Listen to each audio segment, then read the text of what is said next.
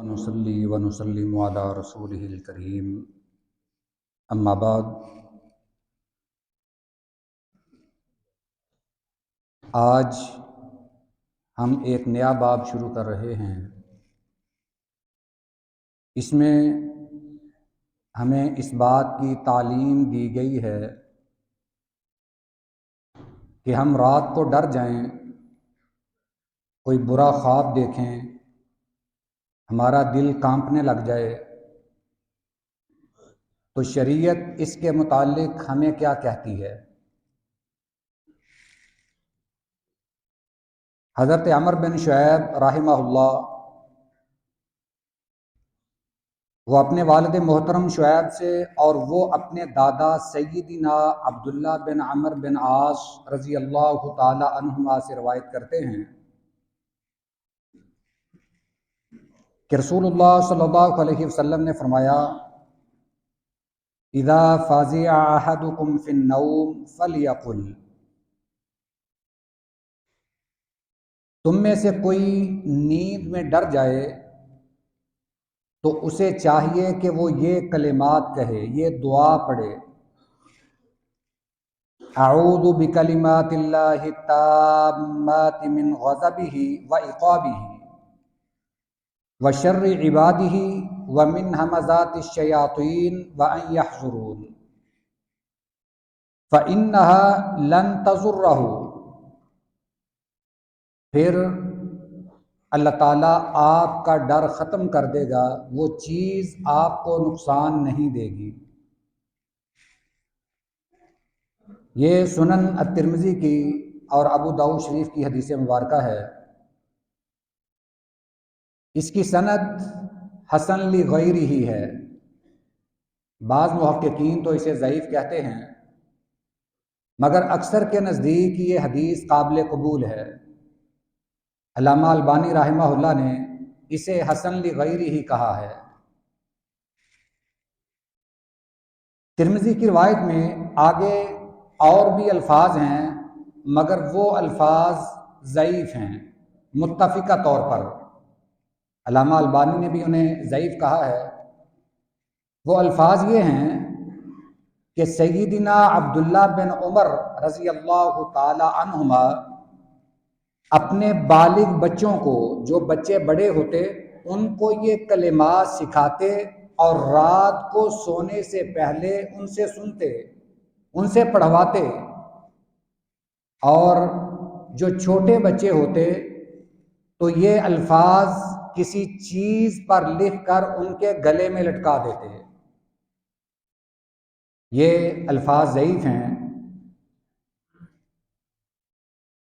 یہ حدیث مبارکہ نبی کریم صلی اللہ علیہ وسلم نے اس میں جو ہمیں حکم دیا ہے، ہمیں تعلیم دی ہے، سوتا تو ہر انسان ہے، مگر اگر آدمی کوئی ڈر جائے، کوئی برا خواب دیکھتا ہے، اچانک اس کی آنکھ کھلی ڈر کی وجہ سے، تو پھر اسلام اور شریعت اس کے بارے میں کیا کہتے ہیں؟ نبی کریم صلی اللہ علیہ وسلم نے فرمایا کہ وہ شخص یہ دعا پڑھ لے۔ یہ دعا، اس کا ترجمہ کیا ہے؟ اعوذ بکلمات اللہ التامات من غضبہ وعقابہ، میں ان کلمات کے ساتھ جو کامل ہیں، مکمل ہیں، اکمل ہیں، جامع ہیں، ان کلمات کے ساتھ میں اللہ کی پناہ میں آتا ہوں۔ کس چیز سے؟ اللہ کی ناراضی سے، اللہ کے غضب سے، اللہ کے عذاب سے، اللہ کے جو پکڑ ہے، اللہ کا جو عذاب ہے اس سے، وشر عبادی، اور بندوں کے شر سے، ومن ہمزات الشیاطین، اور شیطان کے وسوسوں سے، شیطانی حملوں سے، وان یحضرون، جو شیطان میرے پاس رہتے ہیں میں ان سے بھی اللہ تعالیٰ کی پناہ پکڑتا ہوں، اللہ کی پناہ میں آتا ہوں۔ اندازہ کیجئے کہ کتنے جامع الفاظ ہیں۔ آدمی اللہ کی پناہ میں آتا ہے کہ اللہ میں تیرے غضب کو برداشت نہیں کر سکتا، میں تیری ناراضی، تیری سختی کو برداشت نہیں کر سکتا، اے اللہ تو مجھے اپنی رحمت میں رکھنا۔ اسی طرح آدمی یہ کہتا ہے کہ اے اللہ میں تیرا عذاب نہیں جھیل سکتا، میں تو اس قابل نہیں ہوں، مجھ میں اتنی سخت نہیں ہے کہ میں تیرا عذاب برداشت کر سکوں، میں تیری سختی برداشت کر سکوں، اے اللہ مجھے معاف فرما دے، میں تیری پناہ میں آتا ہوں۔ اسی طرح بندوں کے شر سے بھی، بعض بندے ایسے ہوتے ہیں کہ جن سے آدمی کو تکلیف پہنچتی ہے، وہ شریر ہوتے ہیں، ان کے شر سے انسان نقصان اٹھاتا ہے، اے اللہ میں ان سے بھی میں تیری پناہ میں آتا ہوں۔ اسی طرح وہ جو شیطان وسوسے ڈالتے ہیں، میرے دل میں طرح طرح کے برے خیالات ڈالتے ہیں اور میرے پاس موجود رہتے ہیں، اے اللہ میں ان سے بھی تیری پناہ میں آتا ہوں، مجھے محفوظ فرما لے۔ یہ دعا ہمیں یاد کرنی چاہیے۔ اور اگلے جو الفاظ میں نے بیان کیے ہیں، بعض لوگ ان سے یہ استدلال کرتے ہیں کہ گلے میں تعویذ لٹکانا یہ جائز ہے۔ حدیث مبارکہ کے الفاظ ہیں، جیسا کہ میں نے یہ اس کی وضاحت کر دی ہے کہ یہ الفاظ درست نہیں ہیں، یہ الفاظ ضعیف ہیں کہ حضرت عبداللہ بن عمر رضی اللہ تعالی عنہما اپنے بڑے بچوں کو یہ دعا سکھاتے اور ان کو یہ دعا رات کو پڑھنے کا حکم دیتے، اور جو بچے چھوٹے ہوتے ان کے گلے میں یہ الفاظ لکھ کر لٹکا دیتے، یعنی ان کا تعویذ بنا کر ان کے گلے میں لٹکا دیتے۔ یہ الفاظ درست نہیں ہیں۔ ترمذی شریف کی ایک اور حدیث مبارکہ ہے، وہ باب الطب میں ہے کہ ایک شاگرد اپنے استاد کا پتہ لینے گئے، یہ تابعی ہیں، ان کا نام ابو عیسیٰ ہے، وہ اپنے استاد عبداللہ بن عکیم جن کی کنیت ابو معبد اور جوہنی نسبت سے وہ مشہور ہیں، عبداللہ بن عکیم وہ بیمار تھے، ان کی تیمارداری کے لیے گئے۔ جب ان کے پاس پہنچے تو انہوں نے کہا، شاگرد کہنے لگے کہ آپ یہ جو دعا ہے یہ لکھ کر اپنے گلے میں کیوں نہیں لٹکا لیتے، اس کا تعویذ کیوں نہیں بنا لیتے؟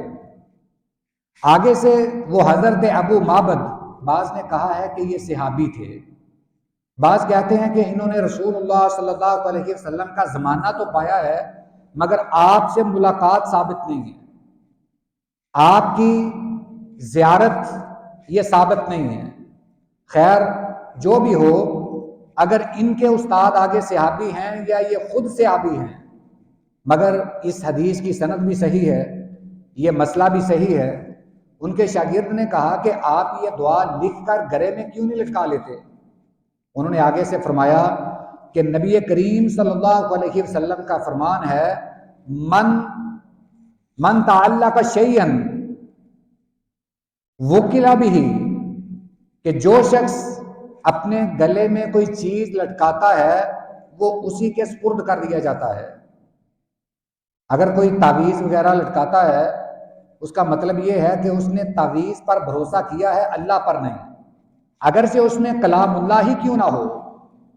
یہ بات شریعت میں ثابت نہیں ہے، بلکہ شریعت نے اس سے منع کیا ہے۔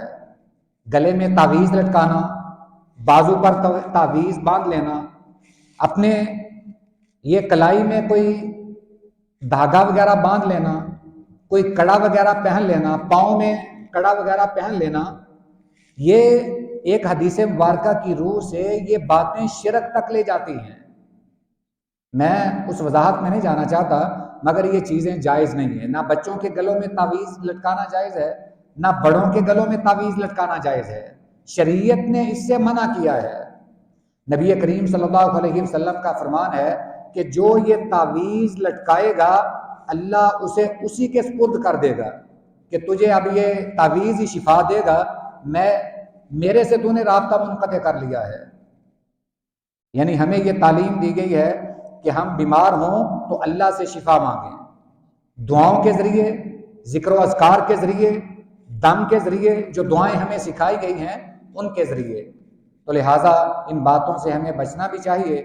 اور یہ جو دعا آج ہم نے پڑھی ہے، یہ ہم رات کو سونے سے پہلے یہ دعا بھی پڑھیں، اور خصوصاً اس وقت جب ہم سوئے ہوں اور کسی وجہ سے ڈر جائیں، برا خواب آ جائے یا ویسے رات کو ڈر جائیں، تو یہ دعا پڑھ لیں۔ اللہ اس پر عمل پیرا ہونے کی توفیق بھی عطا فرمائے۔ وآخر دعوانا ان الحمد للہ رب العالمین۔